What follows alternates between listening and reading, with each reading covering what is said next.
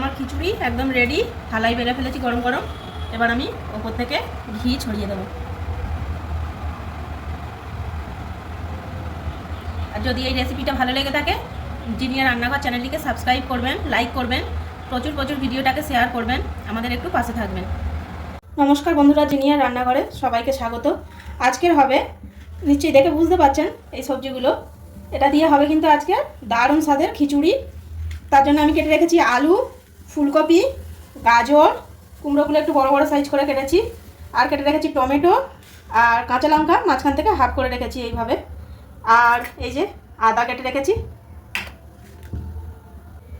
কড়া বসিয়ে দিয়েছি, কড়া গরম হয়ে গেছে। এবার আমি তেল দিয়ে সবজিগুলো সব একে একে ভেজে তুলে নেব।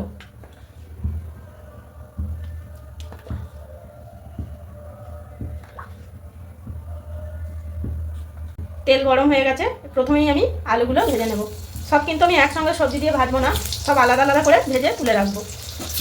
আলুগুলো আমার লাল লাল করে একদম ভাজা হয়ে গেছে, এবার এগুলো আমি তুলে নেব। এরপর আমি দেব ফুলকপিগুলো। ফুলকপিগুলোও কিন্তু আমার ভাজা হয়ে গেছে, এবার আমি এগুলো তুলে নেব। এবার আমি কুমড়ো আর গাজরগুলো একসাথে দিয়ে দেবো।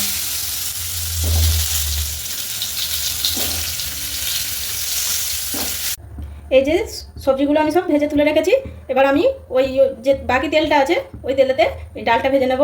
আমরা কিন্তু 3 জন লোক খাবো, তার জন্য আমি এই বাটির 1 বাটি ডাল আর 1 বাটি চাল আমি ডালটা ফার্স্টে ভেজে তুলে রাখবো। ছোট বাটি হলে কি হবে, দেখতে দেখুন কড়াইতে ডালটা ঢালার পরে কতটা পরিমাণ ডাল রয়েছে। এই যে ডালগুলো আমার ভাজা ভাজা হয়ে এসেছে, এটা কিন্তু সোনামুগ ডাল আর সুন্দর একটা স্মেল বেরিয়েছে। আমি কিন্তু বেশি লাল করবো না, এবার আমি নামিয়ে নেব। আর যে এই আদাটা কেটে রেখেছিলাম, এতে কিন্তু আমি এই কিছুটা পরিমাণে ধনে আর অল্প সামান্য পরিমাণ জিরে নিয়ে একসঙ্গে শিলপাটায় বেটে নেব। মিক্সির মশলার কিন্তু স্বাদ আলাদা হয়, আর এই শিলপাটায় বেটে মশলা করে বন্ধুরা টেস্টই আলাদা হয়। এই 1 চামচের মতো জিরে নিলাম আর 1 চামচ ধনে, এবার এই 3টেকে একসঙ্গে আমি বেটে নেব। ডালটা ভেজে আমি এই হাঁড়ির মধ্যে একেবারে ঢেলে নিয়েছি, আমি হাঁড়িতে করেই খিচুড়িটা করব। আর এই ডাল আর চাল সেদ্ধ বসানোর আগে আমি যে খিচুড়িতে তরকাটা দেবো, যে মশলাটা কষিয়ে দেবো, সেটা আমি আগে বানিয়ে নেব। নিয়ে তারপরে ডাল আর চালটা জল দিয়ে সেদ্ধ বসাবো। তার জন্য নিয়েছি আমি 2টো তেজপাতা, টমেটো কাটা আগেই দেখিয়েছি তো, টমেটো কাঁচা লঙ্কা কাটা, 1টা শুকনো লঙ্কা, সামান্য 5 ফোড়ন, আর ধনে আদা জিরের যে পেস্টটা সেটা আমি বেটে এনেছি। কড়া বসিয়ে দিয়েছি, এবার আমি তেল দিয়ে দেবো।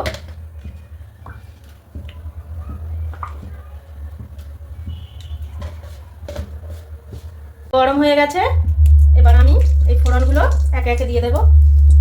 দিলাম শুকনো লঙ্কা, সামান্য পরিমাণে 5 ফোড়ন, আর দিয়ে দেব 2টো তেজপাতা। এবার দিয়ে দিচ্ছি টমেটো কুচি, এর মধ্যে দিচ্ছি এবার হলুদের গুঁড়ো। এবার দিয়ে দিচ্ছি এই আদা জিরে আর ধনের পেস্টটা।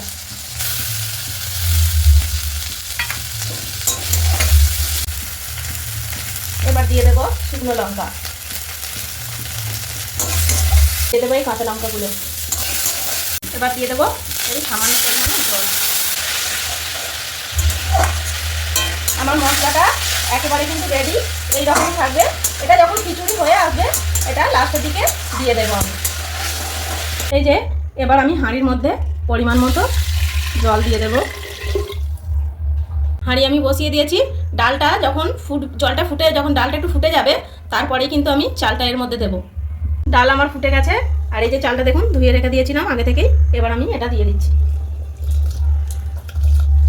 এরপর আমি এর মধ্যে দিয়ে দেবো স্বাদ মতো নুন।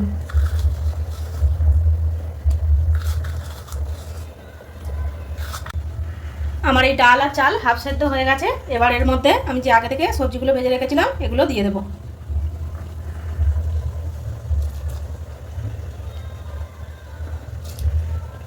এবার যে আমি এই যে কড়াই মশলাটা কষিয়ে রেখেছিলাম, এটা এর মধ্যে দিয়ে মিক্সড করে দেব।